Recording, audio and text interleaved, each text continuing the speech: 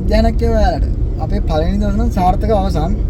අපි දැන් සිටපුරින් දැන් ආරණගන්නට යනවා. අපි පළවෙනි වීඩියෝ ඔයාලට ත්‍රාසයේ බීතිය කුතුහලපී ලස්සන වීඩියෝ බලා ගන්න පුළුවන්. අපේ මාධව අයියා ඉන්නවා.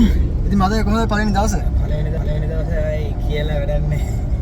ඉස්ස හැදෙනවා. කියන්නේ පට්ට කියන අත්දැකීමක් කියන්නේ සැහෙන්න ජීවිතේ ලබන්න බැරි සුන්දර අත්දැකීමක් භයානක අත්දැකීමක් ඉතින් ඒක. ඉතින් ඒ ඔක්කොම විදගෙන දැන් අපි යනවා අරලගම් වලට. එතකොට අපේ සිල්පුර ප්‍රොජෙක්ට් එක ඉවරයි. සිල්පුර එකේ සුන්දර වීඩියෝ වගේම ප්‍රාමයා කියවගේ ක්‍රාසිය ප්‍රීතිය කුතුහලය ආයේ ජීවිතේ කියන්නේ කෙනෙක්ට ලීසියෙන් දකින්න බැරි දුර්ලභ අත්දැකීම් වීඩියෝස් වගේ දකින්න පුළුවන් මේ වීඩියෝ එකේ. ඉතින් අපි ඒකත් එක්ක දෙවෙනි වීඩියෝ එකට යනවා අරලගම් වල. මොකද කියන්නේ ඔයා? ඉතින් ඒ අත්දැකීම කියන මේක කොහොමද ගන්න ඕනේ? ඉවෙන්ට් එකක් කරා දවල් උදේ ඉඳන් දවල් වෙනකන් ඉවෙන්ට් එකක් කරා. ඒ 100%ක් සාර්ථකයි ඒ ඉවෙන්ට් එක. ඒක අපි වැඩි විස්තර වීඩියෝ එකෙන් බලගන්න. වීඩියෝ එකෙන් බලගන්න වැඩි විස්තර එහෙනම් අපි තියන්න. ජයවා. ජයවා. හායි දැන් ටිකක් හවස් වෙලා තියෙන්නේ. අපි දැන් අරලගම් ඉඳලා සිරිපුරට යනවා. මේ දරුණු කැලයක් මැදින් තමයි යන්නේ. අලිහෙම ගොඩක් ඉන්නවා. අපි යන ගමන් තමයි ඉන්නේ. ඉතින් මාදවයි කියන්න මොනවා හරි. කියන්න දෙන්නේ මට තප්පරයක්වත් අහක බලන්න බෑ. කෙලෙම පාර දිහා බලාගෙන ඉන්න ඕනේ. මොකද මේ පාර අරන් ශනිකාලි මාරු වෙනවා. ඒක නිසා මේ බලන්න විදියක් නෑ. ඇත්තටම කිව්වොත් මේ අහක බැලුවොත් මේ තප්පරයේදී ලොකු කරදරයක් වෙන්නේ. ඒ කියන්නේ ඒක නිසා අපිට එනකොට කෙලින්ම බලාගෙන ඉන්න කිව්වා. මේ කියන්නේ මේ ආවට කිසිම ගයක් නැහැ. තනිකර වනාන්තරය මැදින් කිලෝමීටර් 18ක් විතර යන්න තියෙනවා. ඉතින් ඔක්කොම අපිට යන්න ඕනේ අපේ පොයින්ට් එකට 22ක් යන්න ඕනේ. මෙතනින් කිලෝමීටර් 18ක් යන්න ඕනේ. ඉතින් ඕක තමයි අපේ දැන් ටාගට් එක. අපේ යාළුවා අරහෙ බලන් ඉන්නවා. අපි එනකන් ඉතින් පොඩ්ඩක් පෙන්නමු මේගොල්ලෝට පාර කොහොමද කියලා. අපි මේ යන පාරේ වාහනත් අඩුයි.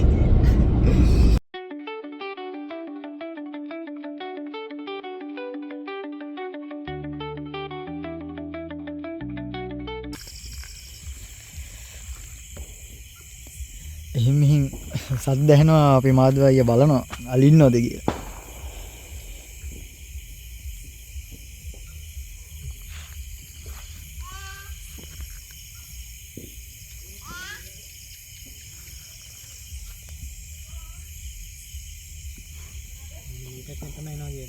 මේ පැත්තේ නේ. මේ පැත්තේ යනවා කියන්නේ.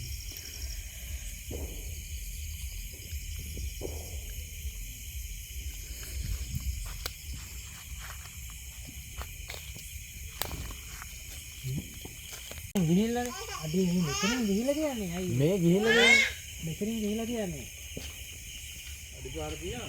නෑ නේ කියන්නේ දෙටි දාලා. හයිවාරු කෙල ගිහිල්ලා නෙමෙයි කියන්නේ. නෑ මේ දැන් ආපුවා මේ පේන්නේ.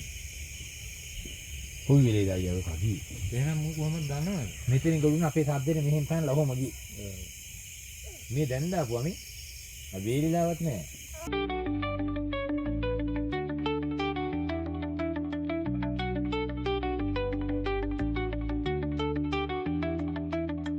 දැන් සම්පත් වෙලා ගෙදරින් යන්න ලෑස්ති වෙන්නේ. කට්ටිය ලෑස්ති වෙනවා. එහෙනම් අපි යන්.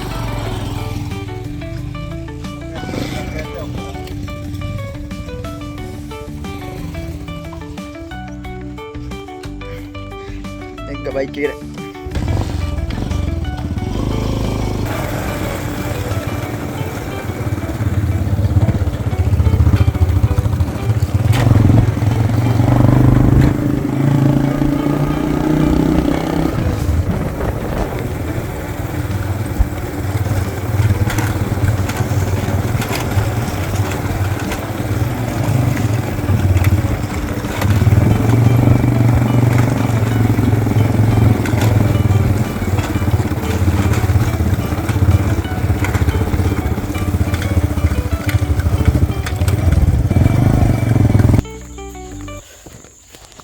කියනවා.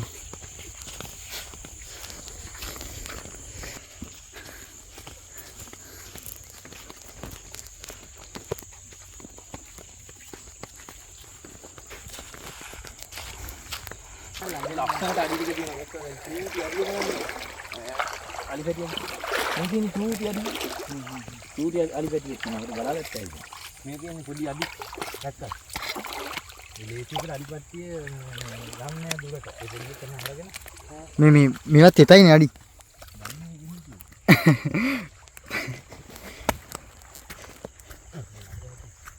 සම්පත් දැන් මොකද්ද අපි කොතෙන්ද ඇවිල්ලා තියන්නේ? මේ අපි ඇවිල්ලා ඉන්නේ දැන් අලි කිට්ටුවටම ඇවිල්ලා ඉන්නේ. මේක දුර්ලභ ලකුණක් කෙනෙකුට බලා ගන්න බැරි දෙයක් මේ අලියෙක් නිදාගෙන ඉන්නවා. පොඩක් බලමුද හිංසරේ.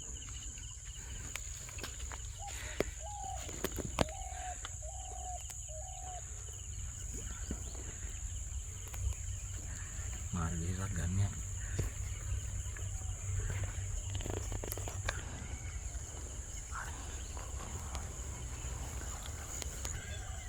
ඔන්න නෝ කනෙක්ට් උනේ පස්සේ යන්නේ.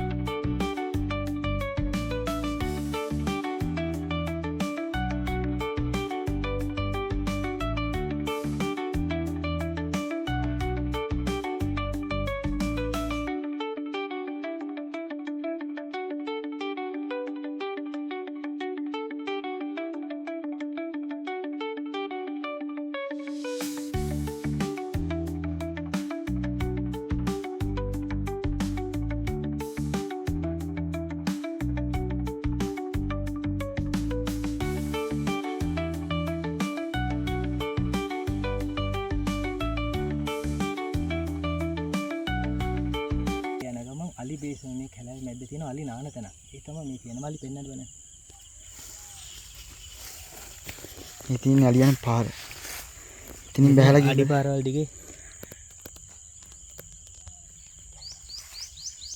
අපි යන් ඉස්සරහනේ මඩවයි. ඇවිල්ලා අලි නාන බේසමක්. ඒ කියන්නේ මේ ඔයාලා බලන්න පුළුවන් මේ බලද්දි මේ හරහා ගොඩ වෙන්නත් පුළුවන්. පොඩ්ඩක් බලමු.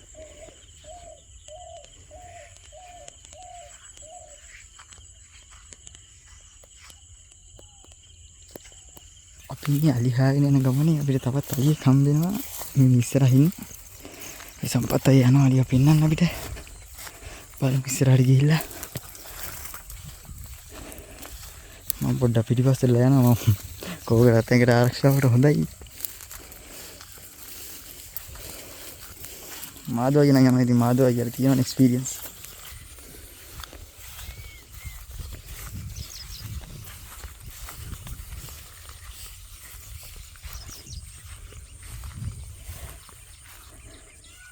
මේ අතන පැලක් තියෙනවනේ. ඉතින් කට්ටි නේද පැල රකින්නේ? අලි පිටි.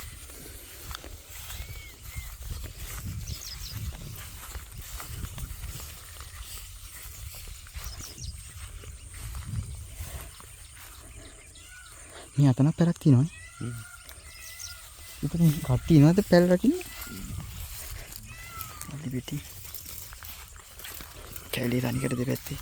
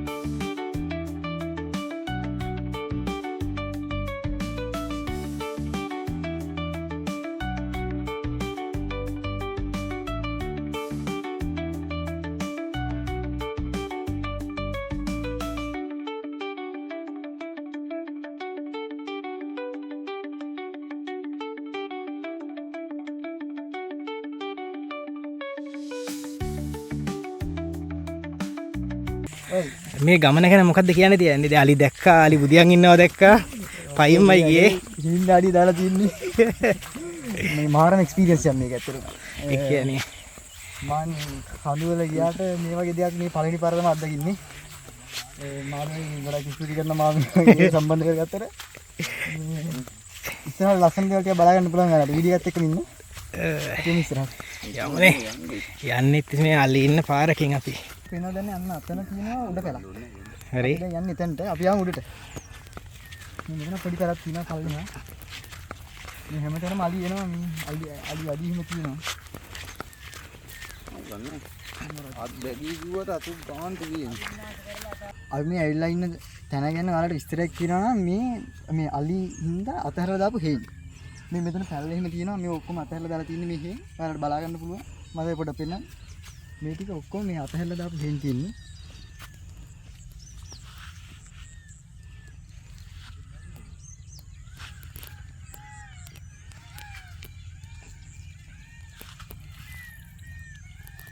ඔයාලට බලා ගන්න පුළුවන් මේ මෙතන අලි අඩි තමයි තියෙන්නේ. අලි අඩි.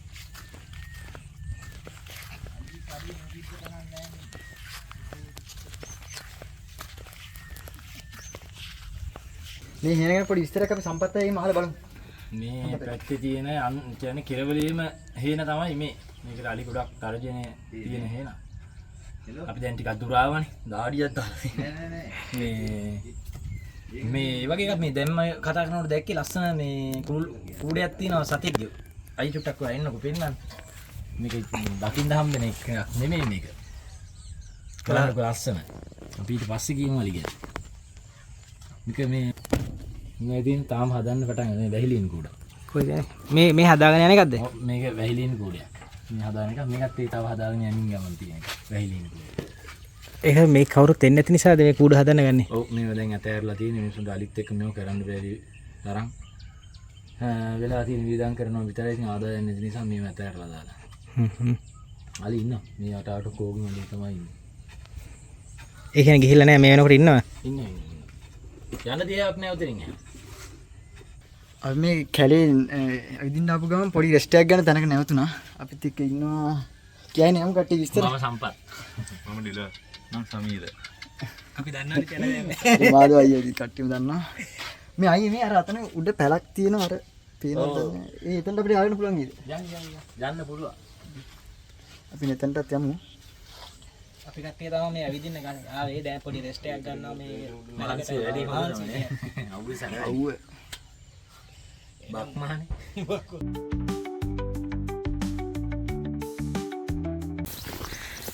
සම්පත් ඔයා අර දෙයක් කියන්නම් කියේ මොකද්ද ඒ විස්තරي චුට්ටක් කියනවද? මේ පළාතේම පරණම මීගහ. මේකද මේ මීගහ ගැන කිව්වොත් සම්පත් අවුරුදු කීයක් විතර පරණයිද මේක? සාමාන්‍යයෙන් අවුරුදු 4-500කට එහා ඇති කියලා හිතන්න පුළුවන්. හිතන්න පුළුවන් නේ. ඒ කියන්නේ ඒ තරම් අතීතයක් තියෙනවා නේ. يعني පළාතේ හැටියට විශාලතම ගහනේ. හරියයි.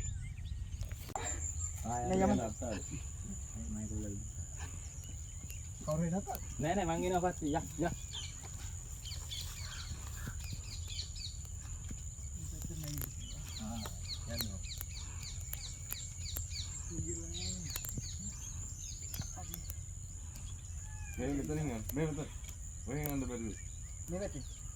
ඔය ඔතනින් ඔළුව දාලා කොහොම මෙතෙන්ට අඩි මෙතෙන් අඩි දීලා අනිත් පැත්තට